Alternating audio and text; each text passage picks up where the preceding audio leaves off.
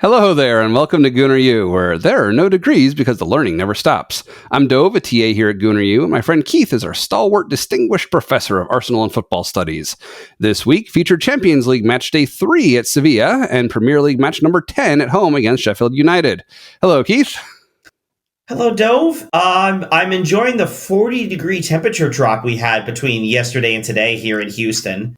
It was in the 80s yesterday. Oh yeah, it was in the 80s yesterday. It wasn't quite 40 degrees, but it was in the mid to low 80s yesterday. It was in the high 40s today, which it's October. So your temperatures are around the same as mine. This probably happens like twice a year.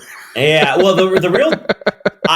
I say this as someone who unabashedly misses regular cold weather, especially this time of year in the fall. But in particular, what bothers me about it is it also rained all day today, and cold rain is the absolute worst. But it does. Something I imagine you don't deal with too much there. Rain, but it does. Yeah, but not cold rain. It does contribute to the English feel of all of this, which I feel is at least a little appropriate. Yeah, we had some rain in both matches this week, but even the rain can't wipe the smile off my face. So, about to say, I don't think anything's going to wipe a smile off Eddie and Kedia's face for a couple of days. Yeah, right. but we'll talk about that. We'll talk about that. Yeah. So, before we get to those two matches in question, you were sharing something very interesting with me before we began our recording tonight. Sort of related to things we talk about on this show. It's certainly of interest to sports fans. What was it that you were sharing? We are currently amidst the World Series of baseball, the championship series for Major League Baseball, which does include the best teams in the world. Sorry, Japan. Anyway, I was tracking the game, or at least keeping an eye on it while I was doing something else on the MLB's Game Day program, which they have had for years, sort of showing you where pitches are and telling you, updating you on the action as it happens. And baseball being a game of very discrete sequential actions, in some ways it's very easy to keep track of. I mean, this was back 20 years ago. They were doing this using Flash, which I understand Flash no longer operates as a program, as I understand it. Yeah, that's been discontinued for a while. Built-in browser technologies overtook it, yeah. Right, yeah. So this used to run on Flash. That's how old it is. Yeah. But one of the things I started to see here, and I assume this is connected to the World Series, because I don't recall seeing it last week during the League Championship Series. It's a beta version, but they have on there, if you were to open up a game, and I presume it would have to be live, because I don't think the Game Day actually runs. It just shows a box score if the game isn't live.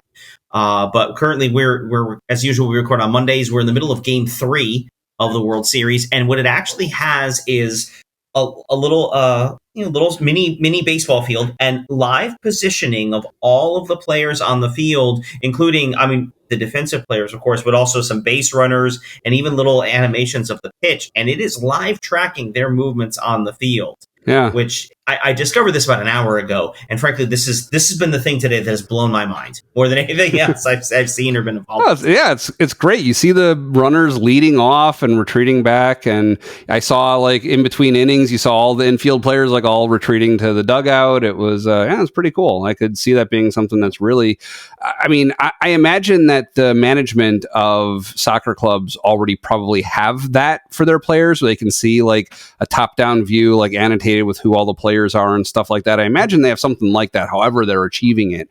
But as a fan, that would be cool, if you're analyzing what's going on. Yeah, it's particularly interesting because of, the fact that's happening live. You actually are in some ways getting, it's not a broadcast of the game necessarily, but you're getting to see the game. And on some level, because of what it's depicting, like you sort of mentioned, that kind of top-down view, if you watch a baseball game, what you're getting is the view from center field, looking behind the pitcher so you can track the strike zone or where the ball goes. But you don't really, unless the camera decides to show it, you won't see the defensive positioning of the outfielders or the infielders or what they're trying to do there. You'll only see that if the ball goes into play.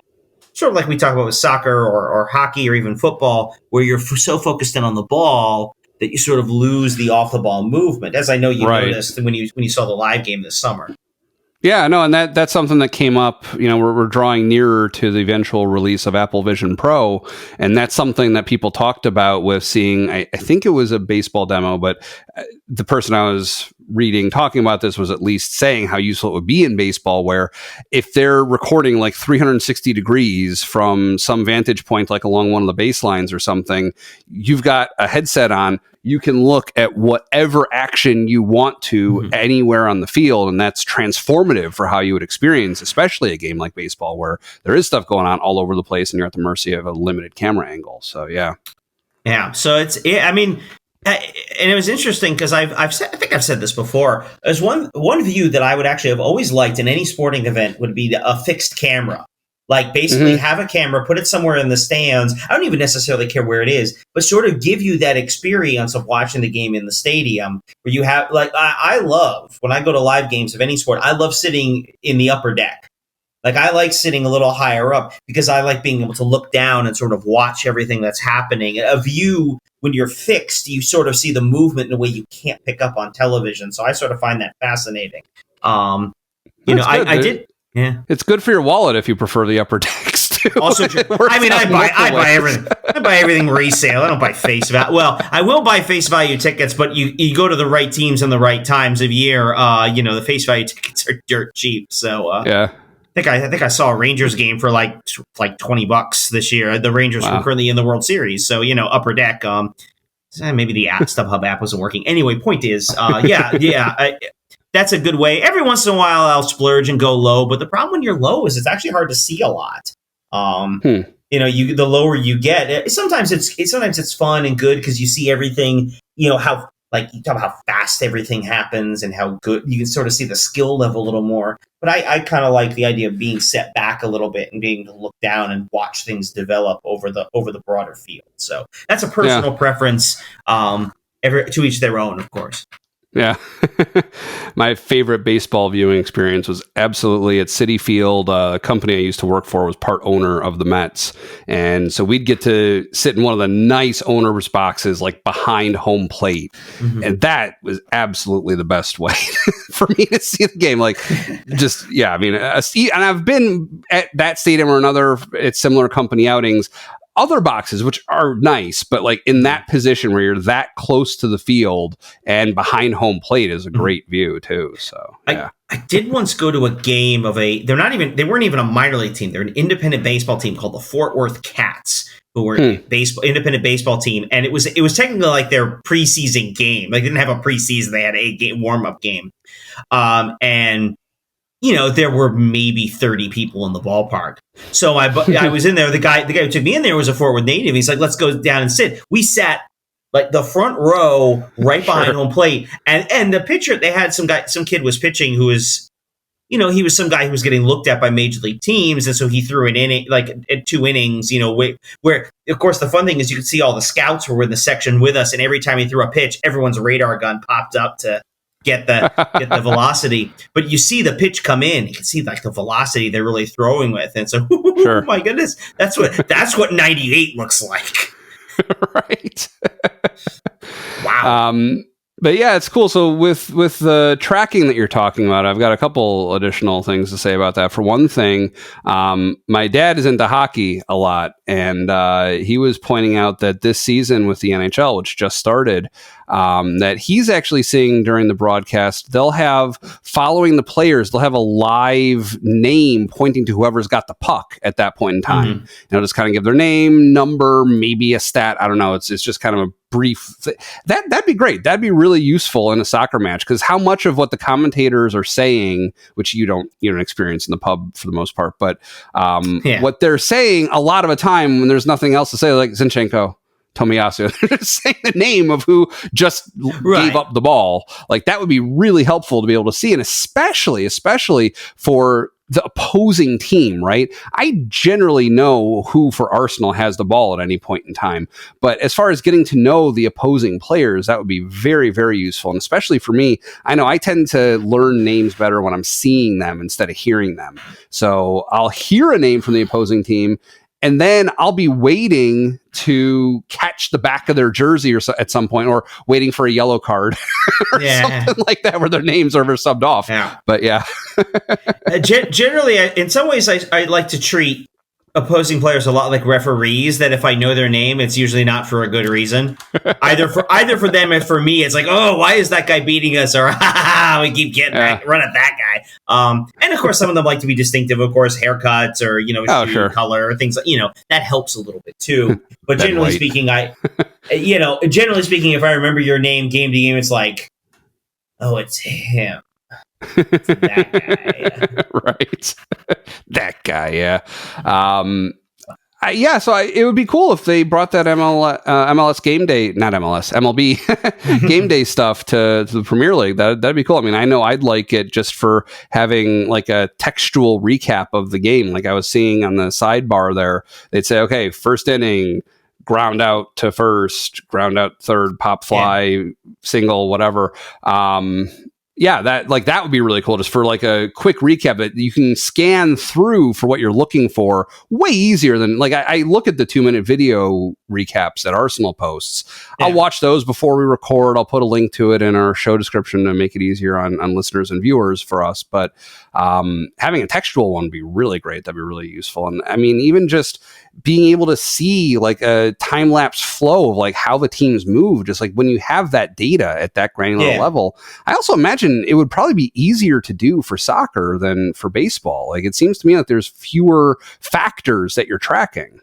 Yeah, and then there are some of those sites that exist. Unfortunately, we only started talking about this right before we came on, so I haven't had time to track any of it. There are some sites that exist. There are heat maps of player positions. They'll do passing maps, sort of showing where players are positioned, where passes are going to. So there's a lot of that data that does exist and is put out there. I'd have to dig up a few of those sites. I can't think of any of them off the top of my head. I'm sure people in the comments will just jump right in and like, oh yeah, it's this one. I mean, there's a lot of good stuff out there for that kind of thing. I mean, and we don't have to go too deep into this because we do have 2 games and 2 wins to talk about this week. But I do think there's a lot of, in a lot of ways, baseball works. Like some of those things do exist. ESPN, I know, does them with soccer. The Premier League does that. Some of that sort of, moment by moment, event by event tracking of things. Some of the major newspapers and a lot of people swear by the Guardian's coverage of games, is sort of, especially if you can't watch, sort of giving a play by play. There's a live blog done by arsshu.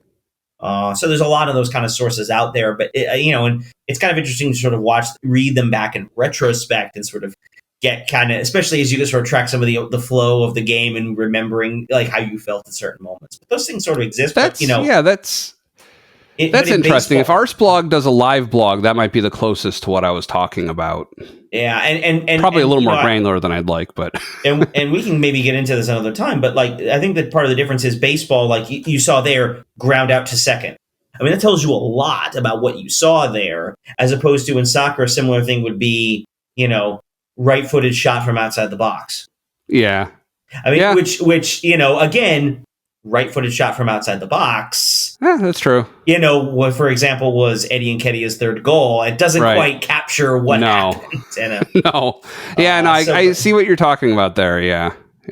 But again, you're right. This technology has been being developed for the last 20 years. I mean, this is game day. Talk about as a flash player. I mean, I remember watching that in college, which was something a long time ago. I mean, it started back when we were in high school. Like it has been around for a while, and so it's very interesting. Again, it's their beta version. We'll see what happens. What MLB does, for example, come April when the new season starts. How much of that's still there.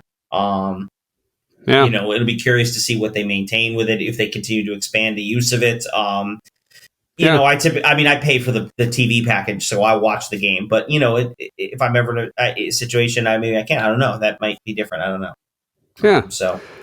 So, by the way, something I forgot to mention, just so for any subscribers to the bootleg, what we're going to start doing, we started it with the last episode and we'll do it in this episode. We plan to continue doing this is after you hear me saying, you can find Keith in a pub watching Arsenal matches. Right after that, after the show is over, we keep on talking. And what I'm doing now is I'm starting to keep that recorded instead of stopping the recording there. And that'll be part of the bootleg. So that'll be something that you can listen to if you become a Gooner U superfan. So find the link for that in the show notes or the YouTube description, and we'd love for you to join. Meanwhile, there's one more thing that we wanted to talk about before we get to the Sevilla match, which it looks like it has something to do with, what is this, Rhinebeck Soccer League, RSL? That's where my son plays, or this is something else. No.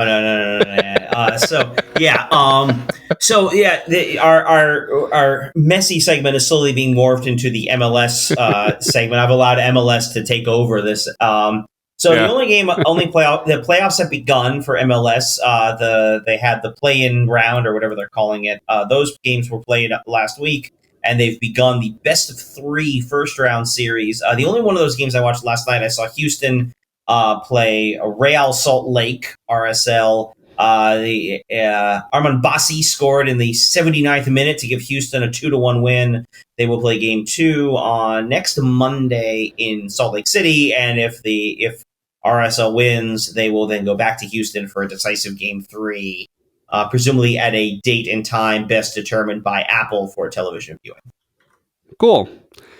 All right, let's delay no longer before we talk about Sevilla. I can't take it anymore. So we went into this match. This was match day 3. This is our 3rd game in our group.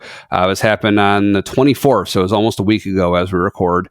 And we went into this match hoping for a draw and coming out with a win. It was a really impressive result. We played well against them. Where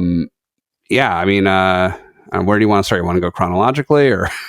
I think that's a good place to start. Sort of as playing to, playing to expectations. I mentioned this before. I think away to Sevilla was the toughest game we were going to see in the Champions League group stage. I still stand by that, in spite of what we got from Lens. Sevilla's quality in Europe. It's a pretty big stadium. It's definitely an experienced fan base, an experienced team. Lens was kind of riding an emotional high, and full credit to them for doing it. We talked about the atmosphere there. It's interesting. I was listening. I guess it would have been the end of the week. I remember listening to the Arscast, and James McNicholas was an Arsenal writer at The Athletic. He's on the show regularly. I'm pretty sure he was being serious about this, but he said he was in Seville for the game and saw a banner there, which roughly translated to "No one loves you like we do," which he thought was like, oh, it's interesting, a comment for a player or something. But he said he saw the end of the banner was a picture of the Europa League trophy. Sevilla won it last year and has won it, I think, like 6 times. They won it more than anyone else. Right. So it was like, but again, we sort of said this back when the draw happened, right? To draw Sevilla was probably one of the better options as far as the pot 1 teams we could have been drawn with, and but you saw that they were not a joke, and they've got some talent. They've got some experienced players, even a player like Sergio Ramos, who played for years at I believe they were Real or Barca. I'm gonna get a lot of hate for not remembering which one, but he's an experienced player. They had a lot of experienced players, experienced European players. So even though the game at times felt a bit uncertain, or even though at times felt a little choppy, that's a game, an away win in Europe is not a game I am ever going to go, well, that should have gone better. No, we got 3 points in an away group game in the Champions League. That's especially coming off of the loss to Lens in the previous game. Well, and another interesting sort of tidbit, we could talk about the group standings overall after we get to the whole game, but every game not involving Arsenal has ended in a draw. I find that very weird. Just our games have all had results. We beat PSV and Sevilla. We lost to Lens. Every other game between those other 3 teams has been a draw. Yeah, which I don't know what that means, if it means anything, if it's just a massive coincidence. But it has been helpful in terms of us Right. getting points for the group. Our 6 points leads the way at this point. Well, it's also interesting on a meta level, just the commentary of the structure of our group schedule. So we played Sevilla away last week. I don't remember who between PSV and Law was at home, but this week is both reverse fixtures. That's kind of interesting that we didn't go and play one of the other teams again. So I don't know how it happens that way. Does it always happen that way, or it just worked out? I feel like it actually does. It does seem to be you play the one game, and then you sort of seems to play. We'll call them team 1, 2, and 3. Yeah, and then 3, 2, 1, and then 3, 1, and 2. Actually, we will play PSV at PSV. So we home to Sevilla at PSV, and then home to Lens to close out the group stage. So that'll be in. I guess there's ultimately only so many ways you could do it. So that makes sense. They've got an algorithm to go by, and yeah. But then, of course, next year we're going to have the Swiss system, which I don't know. I have no idea what that's going to look like. I don't know if that's something we talked about. It doesn't sound familiar, but remind me if it was. There's some way they're gonna do the group fixtures where there's some system about. Honestly, I have no idea how it works. Apparently, it's how international chess tournaments are done. Okay. Which again, differences between the U.S. and I don't know. There's definitely necessarily a difference between the U.S. and Europe. It could just be the kind of Europeans who comment on soccer games, and apparently people say like, "Oh, it's like chess does." Oh, okay. Like they just know what that means. I don't know. But yeah, apparently it's something called the Swiss style. It has to do with how the matches are going to change. We're actually going to be in giant groups, and there's going to be a bigger knockout stage. I have no idea how it works. I'll worry about next year. We still have to get into next year's Champions League. Right.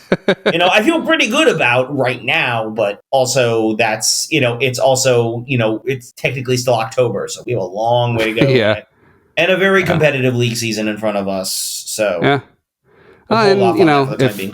If Swiss style doesn't work out, there's always Gangnam style. So, I was going to make a joke about Swiss cheese, but yeah, you're throwing it back on that one. So yeah. I mean, my notes on the first half. So we ended the first half ahead by 1. It was kind of funny the way that worked out. I had a note early on. I saw Martinelli in a 1v1 against the keeper, and he kind of tried to shoot it past the keeper from right in front of him. And if I'm remembering right, the keeper shot his leg out and blocked it. And I made a note at that time in the moment that whenever I've seen successful 1v1s, it's not from shooting right in front of the keeper, because it's really whose reflexes are better and who's reading the situation better. And goalies have a good chance of blocking it in that circumstance. What I've seen be successful is in outmaneuvering the keeper and getting around him for the goal. That seems to have a high rate of success. I've seen probably Messi. I've seen other players do that recently, maybe even from Arsenal too. I've seen that succeed more. And when Martinelli didn't do that, that was frustrating. But 4 minutes into stoppage time, he had the chance to do it again, and that's what he did. He did go around him more, and he ended up sinking it. So... yeah. So sometimes it actually is the right move to come in and take the shot first time, because in a lot of ways, it's very much like a penalty. You're one-on-one with the keeper. The difference is, in this case, the space is compressed. So the keeper's guess, maybe sticks out a leg, sticks out a hand. I mean, we've seen it sometimes with Ramsdale and Raya have done it, been able to make quick decisions in close range. And you can do a lot sometimes, even just mentally, just throwing your arms up and kind of messes with the player's mind. But sometimes it also works. You're guessing there. So a quick shot, you can catch the keeper flat-footed, or if you can maybe... depending if you have enough of an angle, get it around him. It just kind of depends. Sometimes even swinging out wide or going around the keeper doesn't make as much sense because you don't have the space there. You're being trailed by a defender. Like as we saw with the goal, Martinelli had separated from his defender, so he had the space to be able to do that. So, in that sense, the first time shot, I don't always hate the first time shot. Sometimes also by throwing this is me as a hockey fan speaking. Sometimes the right move is to, in the hockey sense, throw the puck at the net and see what happens. Sometimes you create chaos, you create rebounds. Sometimes I think with soccer they could get away with that a little more too. Punch it at the keeper as hard as you can and see what it does. Maybe he catches it and nothing happens. Maybe he spills it and it's loose in the box and you can get a dirty. Well, yeah, we saw that against Sheffield. That was one of our goals, was off a rebound from the keeper. Yeah, exactly. So, I don't hate the decision. I mean, yeah, sometimes and again, that's one of those, the decisions being made in the moment, and our perspective, we talk about perspective, right? Being able to step back and see the wider field. We can see, you have room to cut around. Sometimes when you're making that run, especially at the speed some of these guys are moving at, and the speed their decision making has to happen, and sometimes you just take the shot. And I won't fault the guy. I won't fault the guy for taking a shot when you're that close. Yeah, no, I think what I would say is I think that all makes sense. I think I don't recall there being defenders nearby putting pressure on him, but like you were saying, that's from my perspective, however many feet up in the air looking down on the field, he may not have been aware of that. He may have just taken the chance when he knew he had it, and maybe reflecting on it, realized that he should have done differently, and then maybe that's why he did later, or maybe it was just a different chance and he handled it differently. But either way, he got it in. My note for the first half, I always try and do this. I try and at the end of the half and at the end of a game, just kind of give an overall summary of how I was feeling at that time. And my note for the first half of the Sevilla match was a mediocre first half for us, but luckily they were a little more mediocre than we were. It didn't seem like anything great was happening for me in that first half. Yeah, it was cagey, but I think I to push back on that slightly, I think on the road, there's a tactical benefit. I mean, yes, Arsenal would love to play with some attacking verve and, to take the handbrake off, as it were. But sometimes when you're on the road, it's good you're going to be a little cagier. It's better to avoid making a mistake rather than put yourself in a position to make a mistake. And then, it always feels good to score right before the half because it obviously creates good feelings. And I cannot say anything mediocre about what Gabriel Jesus did to set up that goal. I mean, again, Martinelli does a great job to run in on it, finishes the job. But for Jesus to take the ball, tap it around the defender, and then place a perfect pass into Martinelli's path, there's nothing mediocre about that. Yeah, no, that's true. And that leads into the second half, which definitely picked up the pace, and both sides, I think both of us, Sevilla and Arsenal, kind of stepped up the game and had a much more lively second half, it seemed like. Yeah, and sometimes you need that at the half. Sometimes the goal is part of what opens it up. Sevilla feels a little more pressure to push forward. I mean, they cannot lose at home. That's a bad for them, especially given, as we talked about, the draws they got in their other two games. If you're Arsenal, sometimes it picks up the intensity a little bit. You have the goal, you can play with a little more loosely, a little more confidence. That late goal really sort of changes that game in a certain way. Or sometimes it's halftime. Okay, there aren't a lot of adjustments. I've heard a lot of players and coaches talk about the myth of the halftime adjustment because the halftime is so fast. You don't have time to do a lot. Mostly guys are just swapping out, shirts or pads, or getting some hydration, or getting really small details. You're not making huge adjustments, but there is sometimes even just a small adjustment can make a big difference, or sometimes even just a mental reset to come back out. Okay, we've seen a few things. Now we're going to play a certain way. And so that can help. But it also helps when you get another goal. That helps too from that man again. Jesus, what a finish. Yeah. What a finish. Yeah, it was, yeah. He is something of a Champions League specialist. He has scored a bunch of goals in his Champions League games. He really elevates his game. And Arteta's made this comment, I want to say a couple weeks ago, about what he does, how much he elevates Arsenal's game. We've talked about all the things he does, even if he isn't scoring goals. All the things that Jesus does, from the center forward position, or even from the times he's played out wide, sort of the edge or the advantages he gives us. And it seems stands out in the Champions League, where he played well in the Champions League games with City. He's played well in now playing well in Champions League games with us. You just gotta love it. Well, while we're talking about Jesus, I didn't actually note the time that it happened here, but he was subbed off for an injury in the second half after that goal and did not play against Sheffield. Not that he would have necessarily with the lineup that they trotted out, and clearly we did okay with Nketiah instead of Jesus in that match. Yeah, but what's the prognosis? What are they saying about him? Yeah, the comment was it's not super serious, but also not it. It sounded like he was going to miss a little bit. That it might be a couple of weeks, which you just, gosh, you just never know with they're so loose with their injuries in a couple of weeks. He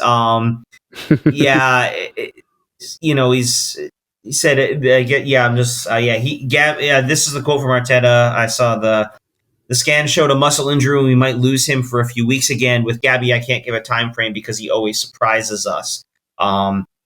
Party was also out Saturday. He didn't play in either game. So it was set to be sidelined for a quote for a few weeks. So I would be. Well, Party we're not going to see until, I would suspect, not until after the next international break at the earliest. Jesus, I don't know. We'll see. We'll see. I guess is the best way to say it. So moving through, they answered 5 minutes after Jesus' goal. They got a goal off of a corner kick, which is frustrating. They then had an attempt in the 64th minute that I thought Raya did a good job to get high and push it up over the crossbar. That was a close call where they almost drew even. Yeah, and I don't know. Maybe I'm thinking of a different play. He has one. Maybe it's that one, or it might have been even closer to the end. He has one. He kind of pushes the ball into the crossbar. Yeah, it might be the same one. Like that nearly, or it pushes it that ball kind of pops up in the air and very nearly backspins back into the goal. There are a lot of ways that one could go wrong, and Raya, we've again, I don't want to turn this into a let's nitpick everything about Raya's game, but he had a few other instances in this one as well. Some of his passes were a little off. Didn't always seem as assured on the ball. Has that kind of awkward save that very nearly wasn't a save, and it was instead an own goal. I don't know. I mean, Arteta is clearly convinced he is the number one. He's the keeper, and that's this a lot. So apparently, some of his underlying numbers are good. I've seen somewhere statistically his numbers are better than Ramsdale's, at least in the Premier League. We've highlighted some of his errors. I mean, Ramsdale had some flaky moments, late the back half of last season, even in the middle of at the beginning of this season. So, it's not. This isn't me calling for anybody getting benched or anything, but part of me does start to get nervous if Raya's your number one. Is this? It seems like he still has a ways to go to sort of match. I mean, a player like Alisson at Liverpool or Ederson at City in terms of the best goalkeepers in the league. Now, is he good enough, to win something? I think so. But it does make me a little bit nervous if that's kind of what we can expect from him, and also if Ramsdale isn't better than him in training, and sort of getting himself onto the field in those games. Again, we're winning, so I don't like this, and that helps cover a lot, but it makes me a little more nervous than I want to be, I guess is the way to say it. Right. Yeah. Did you notice during this match, Tomiyasu seemed to be getting the snot kicked out of him, like knocked around a lot with not a lot of calls in that regard? Nothing particularly stood out to me as in particular. I mean, again, we compare so much of it to watching them play in England, where it just seems like teams can foul, can rough up with abandon, and it's a very different game. It could have just been he was having a bad game. I mean, sometimes you'll see that a guy has an unlucky game where it feels like he keeps taking shots, and then you watch the replay. Well, none of them are bad, but obviously you accumulate a little bit. But he seemed fine. After I just meant getting knocked around by the player that he was defending. Nothing stood out to me. I'm not saying you're wrong, but nothing stood out to me as far as particular physical play. So, all right. So, anything you want to say about it before I get to my questions regarding this match? No, I said going in, right, the goal to advance in the Champions League is to win at home and draw on the road. So a road win is basically 2 extra points, which is good for the one we dropped at Lens. So, we're coming out ahead in that regard. Yeah. And again, as we talk about with the other draws, it does put us halfway through the group. I mean, I was not worried about us advancing, but I think there's a real benefit. I haven't really looked at other groups, so I'm not sure quite where others stand, but there's a real benefit to finishing first in your group and getting a second place team and a second leg at home when you get to the round of 16. So that's So what does the table look like for our group right now? So right now, I have to pull it up for the exact number. So I'm going to do that, but I'll sort of make some noise while I, go ahead and do that. So we are in first place with, hold on, do the math in my head, with 6 points. We have 2 wins and a loss. Behind us is Lens, who has 5 points, and then Sevilla and Eindhoven both have 2 points. And again, as a reminder, the top 2 teams in the group go to the knockout stage. The third place team goes down to the Europa League, which is currently Sevilla. So they could win it again. Nobody loves you. Nobody loves you like we do. And then, and PSV Eindhoven by goal difference is in 4th. But again, there are still 3 games left to play for everybody. Presumably, other teams will get results in other games that don't involve Arsenal. I don't know. Maybe. Okay, so we're in a precarious lead right now. We're ahead by a little bit. It could reverse in the course of one day. So we'll see how that goes. Yeah. So first question is just taking in the sights of the stands in these foreign stadia. So I noticed a bunch of flags in Sevilla, which they looked like English flags. There were red crosses over white backgrounds. Now, I did notice in the Sevilla crest, it seems like there is that element too of like a red cross, but I wasn't sure. So that kind of leads to 2 questions. Were those English flags? I don't know why you'd have an English flag instead of an Arsenal flag, so it's probably Sevilla. But also, do other countries in Europe have visitor seating the way that England does? So in most cases, it's the second part of your question. The answer is yes. In fact, you probably saw a bunch of them in the visiting section. Okay. There is a lot still of that residual nationalism that you get from traveling fans in European competition. So in a lot of respects, they are English fans as much as they are Arsenal fans when they go abroad. Okay. And you'll see a lot of them will have those flags, and you'll see some of those flags sometimes even in domestic games, and they'll have, it's a we're kind of odd in the U.S., at least in the 21st century. We don't like writing on the American flag, right? It's the American flag. It is what it is. But you go back, pull out a Civil War example. I mean, regiments would put their name within the stripes, and sometimes would even list off the battles they had fought. And you'll see some of that too, where it'll say, they'll have the clubs. It is an English flag, but it'll say AFC, Arsenal Football Club, or they'll list where they're from, not just London, but the neighborhood, perhaps, or it might say Highbury or Islington. Some of them will, especially if they're regular travelers, some of them might even list on there the places they've gone, or maybe the Arsenal wins, where they've seen Arsenal win. So there's a lot of ways that sort of personalize that kind of thing.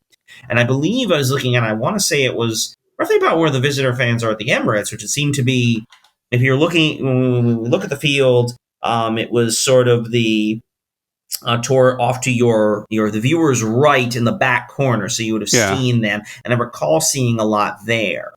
Now, having said that, the English flag is what's called the Cross of St. George. It's a red cross on a white background, which actually is fairly common throughout different parts of Europe. I mean, I'm just pulled up the the Wikipedia page for the St. George's Cross. It is on other places, including the flags for Georgia, the country, Barcelona and Catalonia and that part of Spain, Genoa, Sardinia. The city of London actually uses it as well, and some of it's the basic symbol with other things around it. So you see it in a lot of places. The same kind of thing. St. George is a pretty common national figure for a number of countries. And yeah, I think you were right. I think I did see it it is on Sevilla's as well. And I don't know if that's the city of Seville has that. Right. I'm sure that's part of the history of the club and the city. I couldn't speak to the exact details of that, but all right. Yeah, that wouldn't necessarily be unusual. So maybe related. So if there was a visiting section, then maybe that answers this question. But I definitely noticed not in the same geography within the stadium, like you were talking about, not in the same back right corner like Arsenal puts our visiting fans. But it seemed like there was a section of all like red shirts off to screen left, and then all white shirts in the middle. That was kind of weird. It even looked like, and I must have been hallucinating this, but it looked like the seats themselves, like there was a section with red seats and a section with white seats, like where the Arsenal fans, I think this is where the English flags I was seeing were in the red seat section. But, the two colors for Sevilla are like red and white. So that could just be something completely unrelated to playing against Arsenal, whose primary color is red. But you would expect to see a lot of red shirts for Arsenal fans in the stands too. Yeah, it could be attempts at color coding, depending on where you were looking at it. Like the fans will coordinate their shirts in a particular section to give a certain effect in the viewing in the stands. I didn't notice anything in particular, so it didn't stand out to me. I haven't seen any pictures of the match in particular, sort of where. Yeah, what made the stands look like. Nothing stood out to me in that regard, but you'll see that now and again. Yeah. Sometimes they'll color coordinate depending on the section, to try and create a certain visual effect. Yeah. So next question. This was interesting. When Odegaard was subbed off, the referee didn't allow him to go from centrally sort of where he was standing in the field. He didn't allow him to take the direct route across the field to his bench. He made him go off the field at I guess it was the nearest edge, I don't know, but at the far edge, and go all the way around behind the goal, over and back to his bench. I don't remember seeing that before, and I can't think of a good reason to do that. I can think of one reason not to, which is he's not wearing the bright colored penny. He's wearing his team's jersey and walking along the periphery of the field. So if they resume play, and I think they did resume play before he made it all the way back, he's someone who could potentially be accidentally passed to, which is the reason you wear those fluorescent pennies in the first place. The pennies aren't for the players. The pennies are for the referees. So they can tell who is supposed to be on. So what happens there, the rule is, and this was a relatively recent change, because it used to be you would come off the field where the subs came on, right at the midline on that sideline. And what you would see sometimes late in the game, especially, and given the circumstance where Odegaard is subbed off, late in the game, nursing a 1-goal lead, he'll walk slowly over. In his case, he'll take the armband off and find the guy, walk over, hand it to him, give him a few words. Maybe high five another player. See, clap to the fans, and you see the problem we're getting into about substitutions being used as time wasting. And so what part of the rule change was? Let's cut that out. You need to leave the field at the closest sideline. Now, if you're again, it's a judgment call. If you're relatively close to the near sideline, okay, you can walk over to where the sub happens. But if you're like on the far side of the field, well, there's the sideline. Get out. So that the other player can come on, and so that we can get on with the game. So in that sense, Odegaard is sent off because of where he is on the field. He takes the long walk around, which, is interesting. But that's just kind of how it goes. Right. But he is being made to walk around so that he doesn't time waste, so that we can. Let's get the game going here. Sure. So that's what's going on there. It looks weird because you don't see it as much as you might think it should, but that's what was happening. Right. Okay. Makes sense. Rule change makes sense. One last quick one, almost a joke.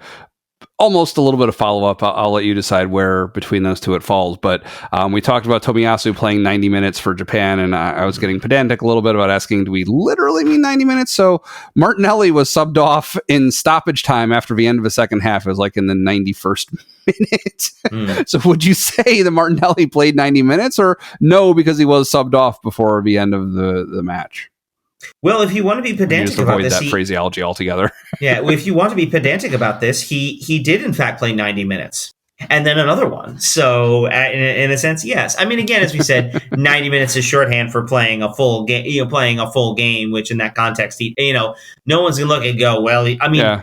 It really only becomes particularly awkward if like something happened in that stoppage time, or if there was like a lot of stoppage time, or perhaps if he was injured and that's why he came off. In this case, I think he came off mostly to time waste and stoppage time. I don't like whoever was subbed on. I forget who came on in his stead. Nobody comes on in the 92nd minute is like, all right, I'm here to change the game. At least not in the circumstance we were watching. I don't want to change the game. I just want to get it over with at that point. All right. Well. This week, I definitely had good occasion to use the product from our sponsor, Liquid IV. We had soccer practice, and then we had keeper practice afterwards, and I had 3 players, including my son, who were attending keeper practice. And it was great, and they stuck with it for maybe 15 or 20 minutes before we started just having a 2v2 scrimmage, which turned into a 3v1 scrimmage, which turned into a 4v1 scrimmage against me. So I was playing single-handedly against 6 to 8-year-olds, basically, and that was challenging. And when I got home, I took a stick of Liquid IV and poured it into a bottle of water because Liquid IV, of course, is the category-winning hydration brand, fueling your well-being, and their hydration multiplier is the one product you're missing in your daily routine. In just one stick, you get 5 essential vitamins and 2 times faster hydration than with water alone. Use it first thing in the morning, before a workout, when you feel run down, after a long night out, and on long flights. There are 12 delicious, refreshing flavors to keep your hydration routine exciting, and they are all made with non-GMO ingredients that are also free from gluten, dairy, and soy. So I love that it's convenient. It travels well because you don't need a whole big bottle of something. It's just a little packet that you can pour into anything, and it also works out well. It's funny. They must be an American company because they tell you to pour it into 16 ounces of water.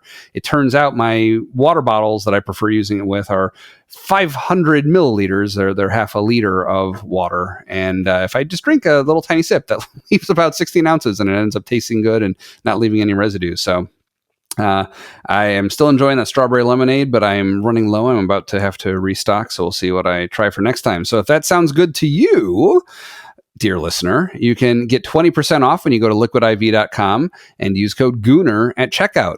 That is 20% off anything you order when you shop Better Hydration today using promo code Gooner at liquidiv.com. Gooner. There is no U in Gooner. There's, of course, also a link in our show notes or show description to make it easier for you. Just click on that link and you'll be supporting our show, letting them know that you came from us and helping us keep going. So thank you for trying that. All right, we've got the Sheffield United match. So I forgot to mention, actually, with the Sevilla match, I did suffer a spoiler. I found so, as chronicled on the show, I am an Apple user for a lot of stuff, including my TV viewing. Almost all goes through an Apple TV box connected to the TV. And part of that is using the TV app. I love using the TV app. It gives me a central place that shows me the latest episode of everything that I'm watching. It gives me any movies that are in the middle, like everything all in one place except Netflix. Netflix, frustratingly, doesn't integrate with it. And in the Europa League, Arsenal didn't integrate with it, and Premier League never has, but Europa League didn't, even though it's on Paramount Plus, which I actually subscribe to as an Apple TV channel. So I subscribe through Apple TV to Paramount Plus.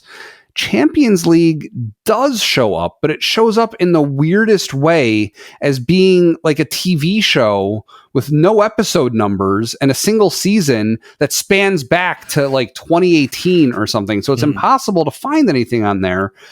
But the matches from the same day tend to be clustered around each other. And so it'll show up as, oh, there's new Champions League activity. And I was hoping that would come up because when I go through the Apple TV interface, there is no chance of being spoiled. They don't have any news from the league or anything like that. It is just the content. But I didn't see it in there. It didn't show it. It didn't offer it to me. So I tried browsing to find it unsuccessfully. And then I made the bad decision to try using Siri to find the match, because when I said, Sevilla versus Arsenal. The first thing it did is pop open a box visually showing me the score of the latest match. Mm-hmm. But I narrowly avoided spoilers watching later on the same day with the Sheffield match. Mm-hmm. So I was in the NBC Sports app, and I really had to work hard not to read the headlines on the big celebratory Arsenal images that I was seeing in the app. So I could convince myself without reading the text, which I successfully avoided doing. I was able to convince myself, well, it could just be a stock image of Arsenal. It doesn't mean that they necessarily won. And of course, I looked at the headlines after it was all over, and they're like, yeah, Arsenal trounces Sheffield, I think was the word that they used or something. But yeah, Trounce is accurate. 5-0. And of course, the hat trick for Eddie Nketiah, which was quite something to see. So yeah. We put the blades to the sword, as it were, which I have to say is one of my favorite English isms, is to put someone to the sword. It's so medieval, you know. And Sheffield being the blades, you know, their crest there is, you know, two scimitars crossed, which is just fantastic. That's an interesting one. Yeah. Yeah, they stink. I feel like I've said that a lot in our competition. They're going down, man. This level is above them right now. I mean, maybe they pull it together. They get a few results. They've had a few like heartbreaking losses. This was not one of them. This was not heartbreaking. This was just a beatdown. Yeah. I mean, I know the commentary. I was listening to them talking. I think it was the halftime show. It might have been after the match was over. They didn't stay on it long. They ended up showing the end of the, I think, Brentford-Bournemouth match or something. Yeah. But they were talking about Sheffield possibly switching out managers or something, if for no other reason than to shake things up and maybe you get the dead cat bounce a little bit like we talked about last season. Yeah. But yeah, they said, so their record, I think they have the worst record of any team we've played against as long as I've been watching them. They've won no games in the last 10. They have 1 point. One draw. They have one draw. They have 1 point. The record, and I'm going to vamp a little bit while I pull this one up. The record for the worst team in the, I believe in the history of the Premier League was the 2007-08 Derby County side, who finished dead last in the league. Where were they? They finished the season with 1 win, 8 draws, 29 losses for 11 points. Wow. The team in 19th, Birmingham City, had 35 points. They scored 20 goals all season. Wow. I don't know that Sheffield will be that bad. Yeah. But they are on their way. Through 10 games, just see if I can look through their list quickly here. Through 10 games, Derby did have a win. And they had a win and 3 draws, actually. So, not a terrible start. And then, they won in mid-September was their only win of the year. And then they didn't win again.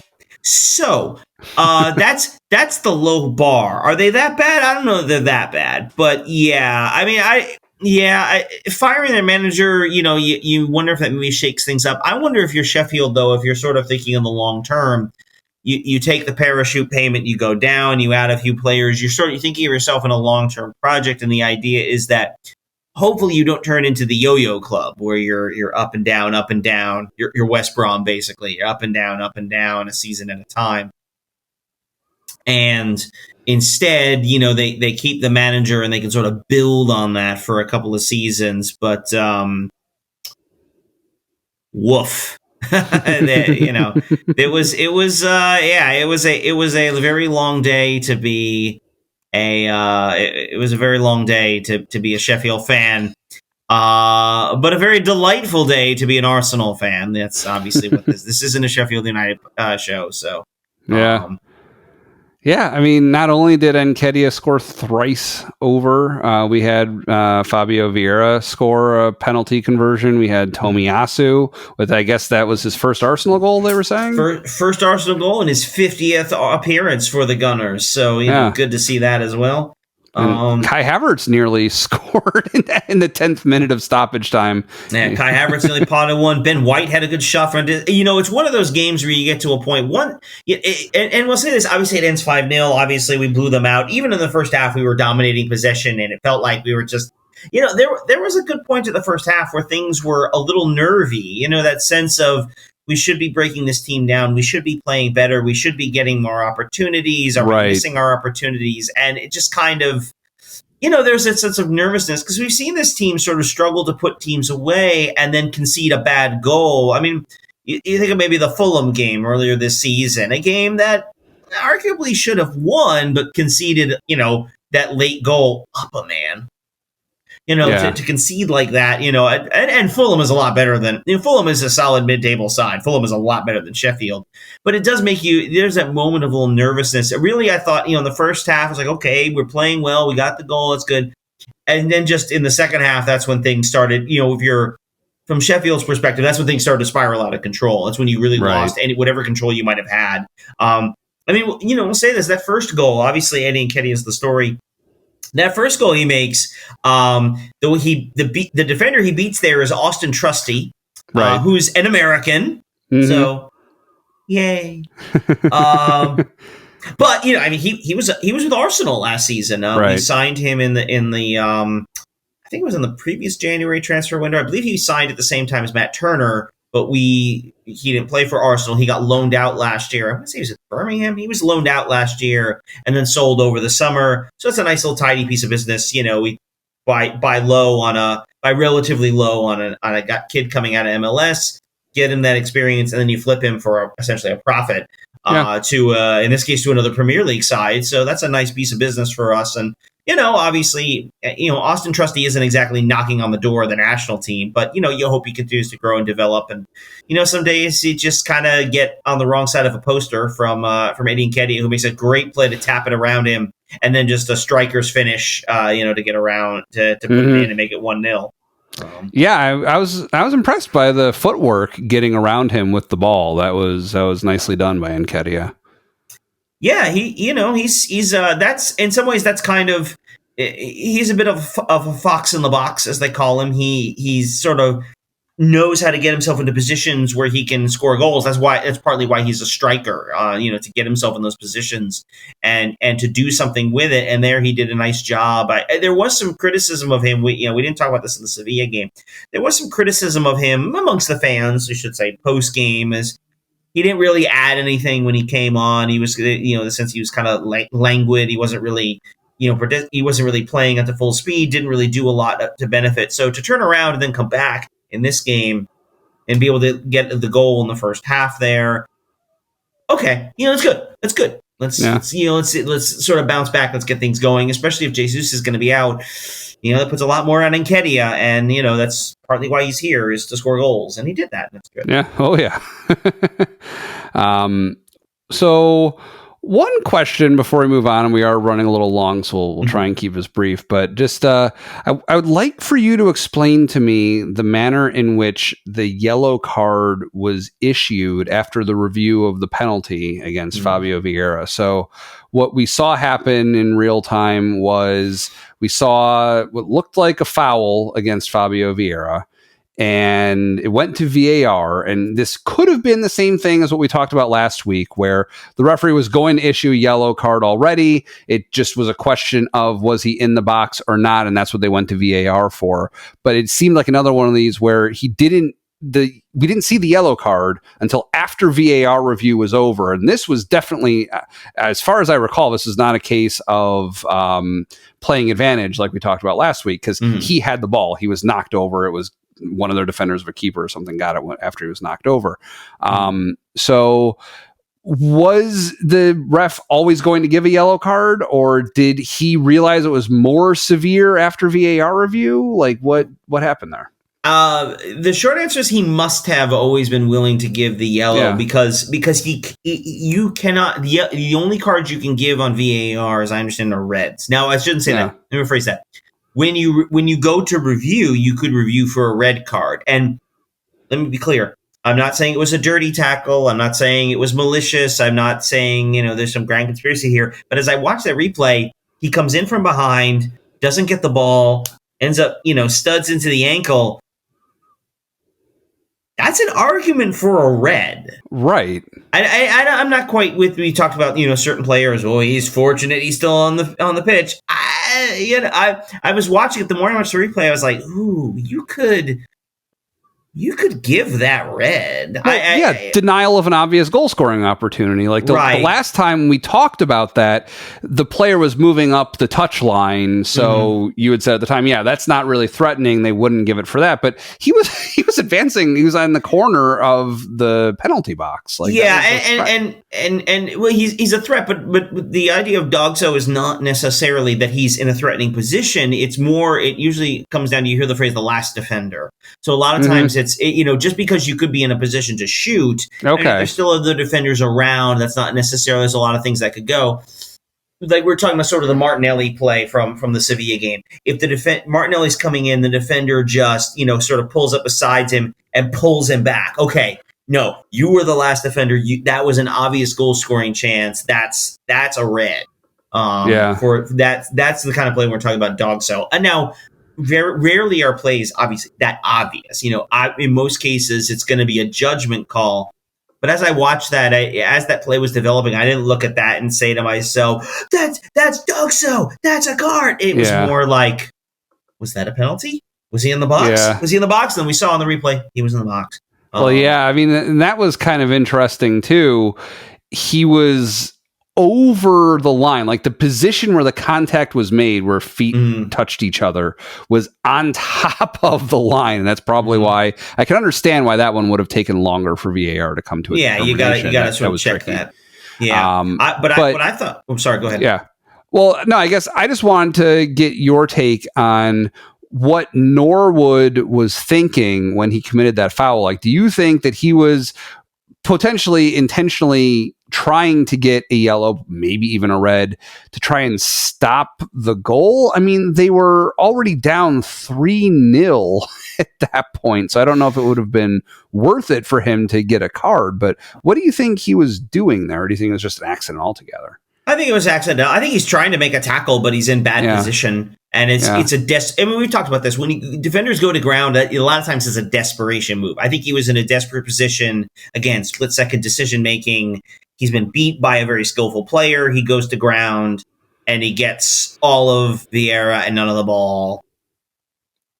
As I said, I don't think it was malicious. I don't think it was deliberate. I don't think he's like, let's go for it. Let's really stick one in him. You do see instances where players will take cards to sort of stop obvious goal scoring chances. I didn't read it as that when I read that as it's a bad tackle being put in a desperate play from being in a bad position. That's what I saw. Yeah. All right. What I thought was more interesting, I just want to throw this in there, was that Vieira took the penalty, in part because we know Nketiah was still on the field. Right. And the number of players who have scored 4 goals in a game, I remember them mentioning it. It was a pretty short list for Arsenal. So, but it's 2, interesting. I think. I'd be interested if Nketiah was still on 2. Does he hand the ball off to Fabio Vieira? I don't think so. But he had the hat trick at that point, and I know we're going to kind of move quick this because I know on time. Obviously, the second goal again, Fox in the box, spilled by the keeper. He's in perfect position. Punches in the rebound, and the third goal, that's just a screamer. I mean, beautiful. We haven't seen him do that because again, where he plays usually in the box. We haven't seen him do that necessarily. So, it was a cool. It's a great shot. They showed Jesus up in the stands, stood and applauded. It's a nice one to see. Just overall, just really nice to see that. It's a game I think we needed after some real tense ones lately. To have just have a walkover basically was nice. Especially given we got some tough ones coming up. Sure. All right. One random note. I couldn't think of a clever way to slip it in, so I'll just blurt it out. But their keeper's name sounds suspiciously like a holiday that we celebrate towards the end of each Premier League season when we honor St. Totteringham for when we have eclipsed St. Well, that's it. We've eclipsed Tottenham in the table, and they can no longer surpass us. Yes, I will say Fotteringham. Yes, I will say though it is a little too early to speak of St. Tots Day. Especially given they are currently ahead of us in the table right now. But yes, it is a fun little the Erringham.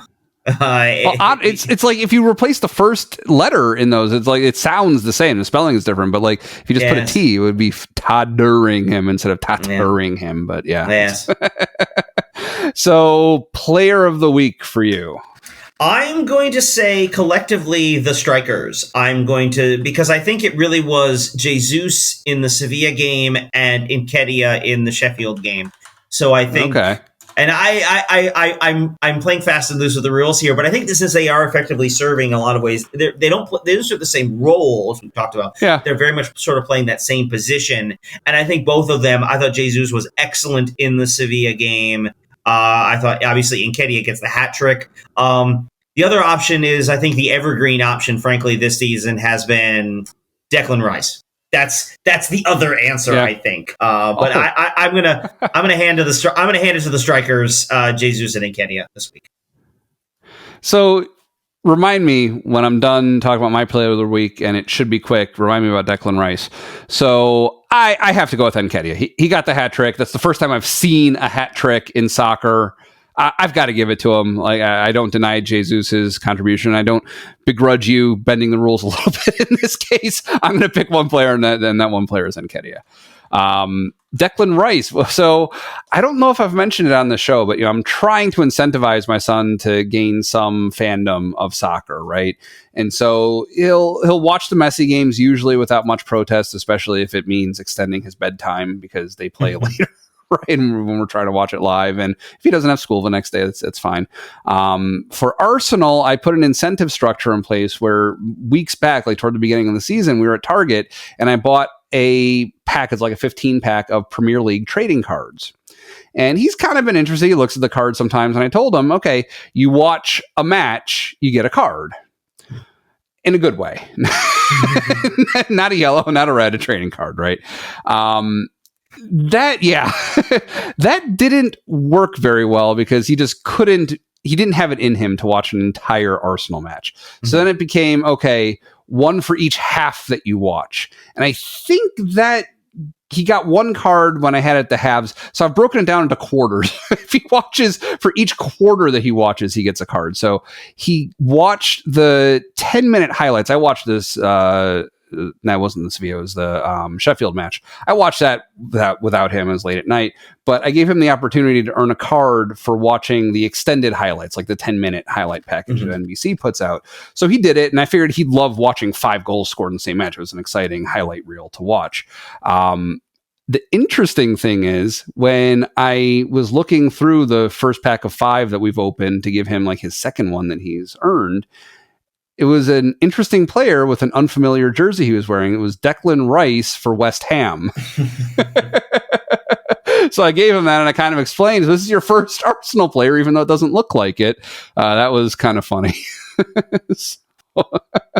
Welcome to the world of transfers. It's only going to get worse when it's an Arsenal player who then no longer plays for Arsenal when he gets the card. But that's a sad story for later in his watching career. He has much more to go, much more to learn. But anyway.